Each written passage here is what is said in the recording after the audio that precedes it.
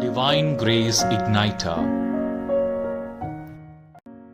My brothers and sisters in Christ, have you ever felt lost? Truly, deeply lost. Not just misplacing your keys or forgetting where you're parked, but that sinking feeling of being adrift, disconnected, unsure of which way to turn.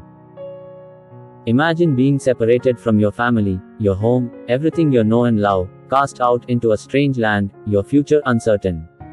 This sense of exile, of being scattered and lost, is the reality the Israelites faced in Babylon.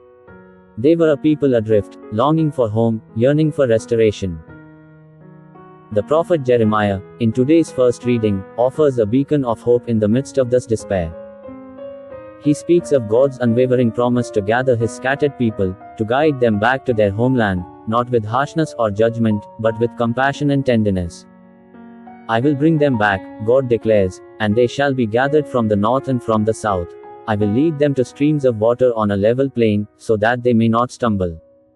Imagine the relief, the overwhelming joy, the tears of gratitude as these exiled people, weary and broken, finally glimpsed the familiar hills of home.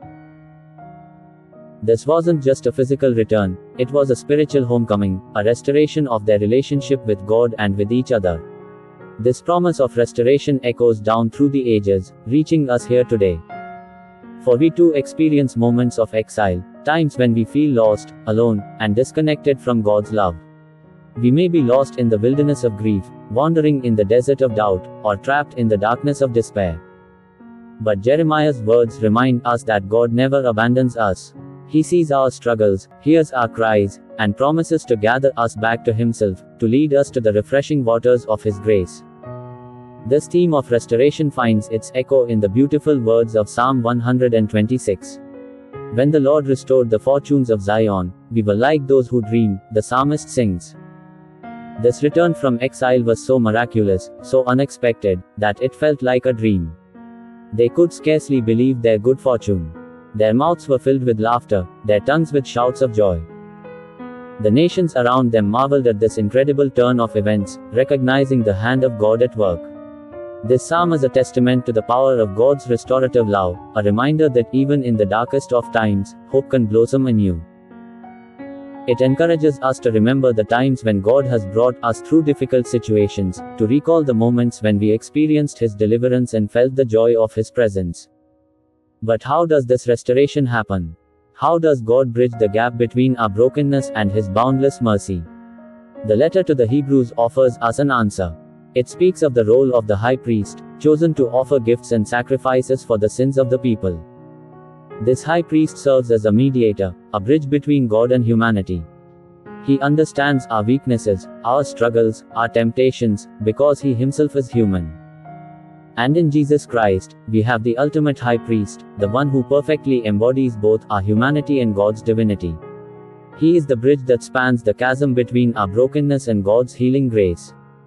He understands our pain, our fears, our doubts, because he has experienced them himself.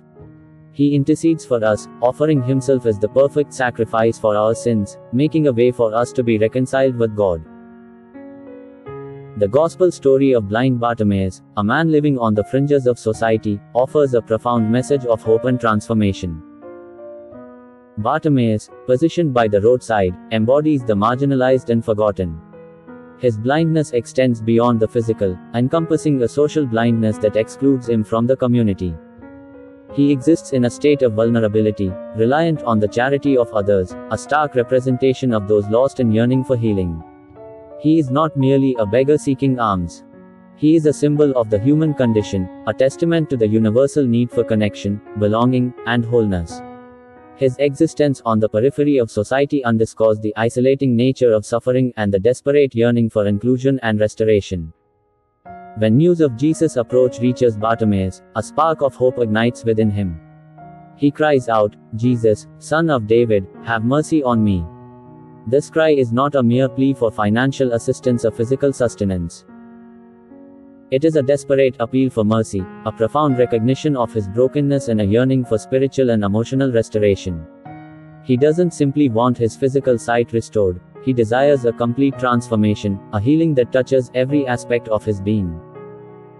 He perceives in Jesus a power that transcends the ordinary, a divine capacity to heal and restore.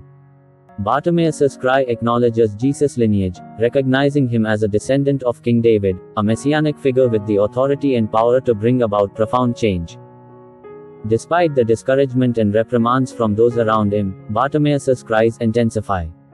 He refuses to be silenced, his persistence a testament to the depth of his faith and the urgency of his need. This unwavering determination underscores his belief in Jesus' power and his unwavering hope for healing. He casts aside his cloak, a symbolic act representing the shedding of his old life, his identity as a beggar, and the cloak of blindness and despair that has enveloped him.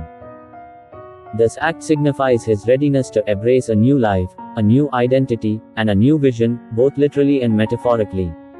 He is prepared to receive the transformative power of Jesus' healing touch. Responding to Bartimaeus' persistent cries, Jesus summons him. "What do you want me to do for you?" Jesus asks, a question that invites Bartimaeus to articulate his deepest desire. "My teacher," Bartimaeus replies, "let me see again." His response is direct and heartfelt, a clear expression of his longing for physical and spiritual sight. In that instant, his sight is miraculously restored. Without hesitation or doubt, Bartimaeus follows Jesus on the way, embracing his newfound vision and committing himself to a life of discipleship.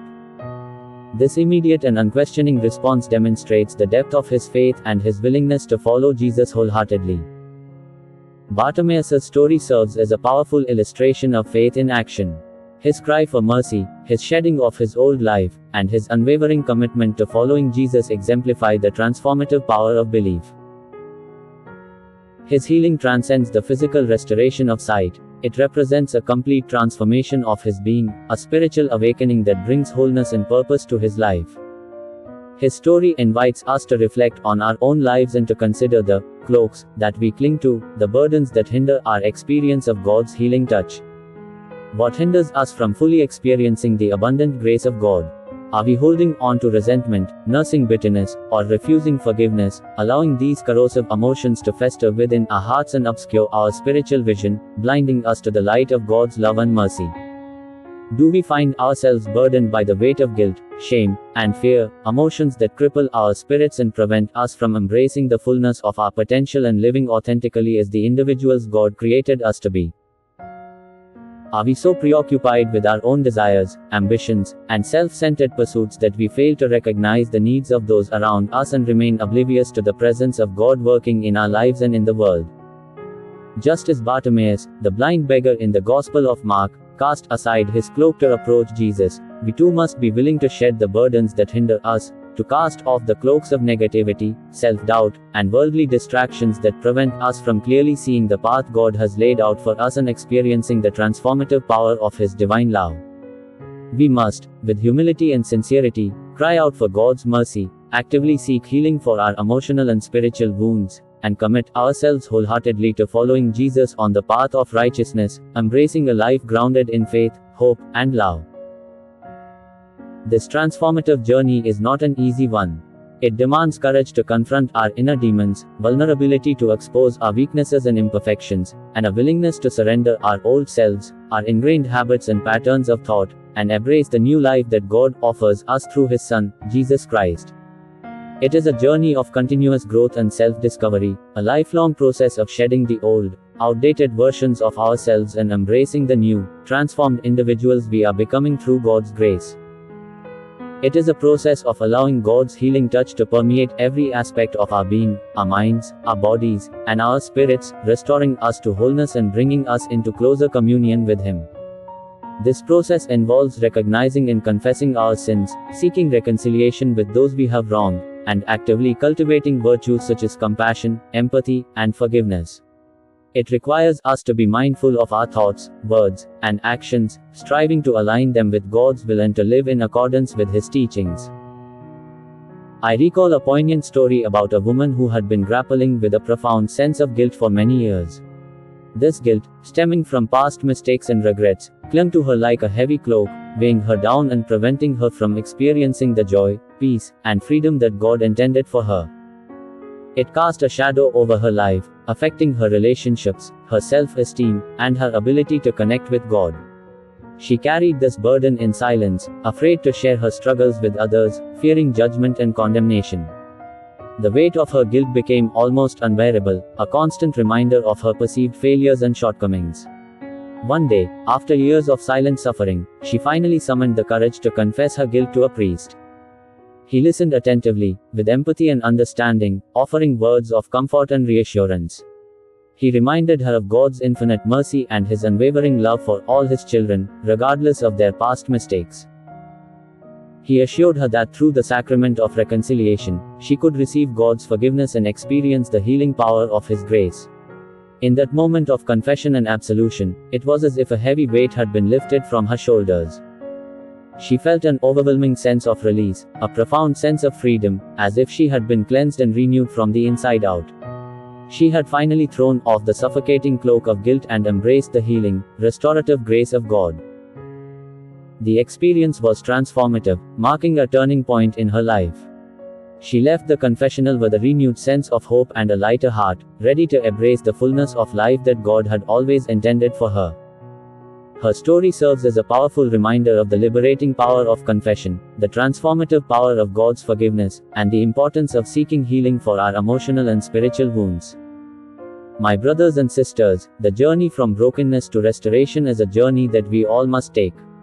It is a journey that requires faith, courage, and a willingness to let go of the things that hold us back. Like the Israelites returning from exile, like the psalmist singing praises for God's deliverance, like Bartimaeus throwing off his cloak and following Jesus, we too can experience the joy of being gathered, the peace of being restored, the freedom of being healed. Let us earnestly cry out to Jesus, our Lord and Savior, with heartfelt sincerity, Lord, grant me the gift of spiritual sight, that I may truly see. Let us cast off the heavy cloaks of spiritual blindness that hinder our perception of truth and obscure the path to enlightenment. With renewed vision and unwavering faith, let us resolutely follow Jesus, our guiding light, on the path of righteousness and grace, embracing His teachings and walking in His footsteps towards eternal life. Let us seek His wisdom and guidance in all things, that we may discern the path He has laid out for us and walk in it with confidence and purpose. Amen.